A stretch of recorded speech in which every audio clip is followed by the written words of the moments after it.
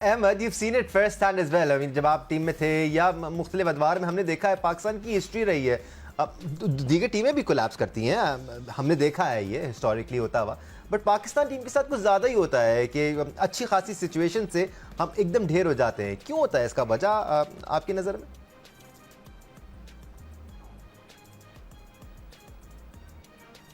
Right Ahmad देखिए, जी जी सबसे पहले तो इसकी आदत डालनी पड़ती है लंबी इनिंग्स खेलने की। आवाज आ रही है आपको? जी बिल्कुल अहमद, कंटिन्यू प्लीज।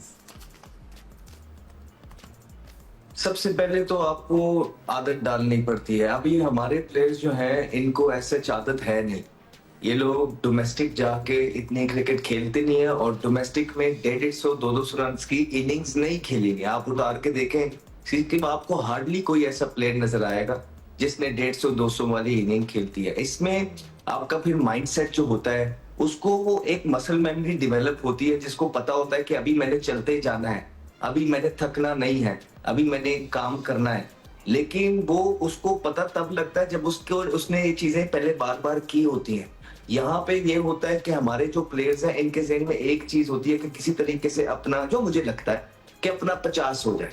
और वो जब शुरू के अंदर बॉल हार्ड फ्लैट पिच होती है, 3 स्लिपें, एक गली खली गया, एक पॉइंट कवर खाली, कोई नहीं है, और फिर इनको वो होता है कि हम चले जाए, फिर ये बॉल के पीछे जाते हैं।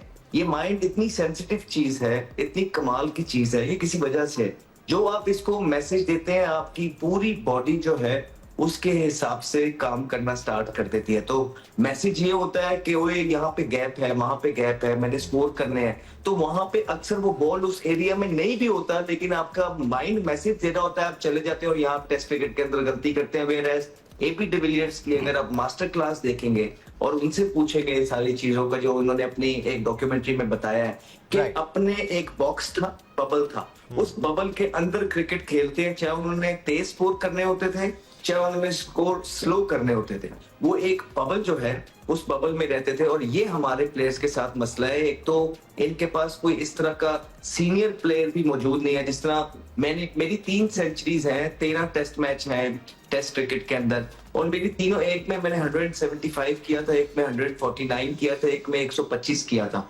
और उसमें ये थी वजह क्योंकि मेरे जो मेंटोर थे जिससे हम क्रिकेट सीख रहे थे वो यूनुस खान थे।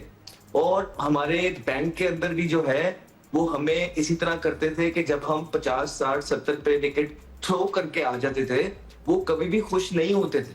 वो समझाते ही रहते थे कि ये 70 पे अब तो सारी चीजें आसान हो गई हैं, अब तो तुम गेम पे ग्रिप और कंट्रोल कर रहे हो।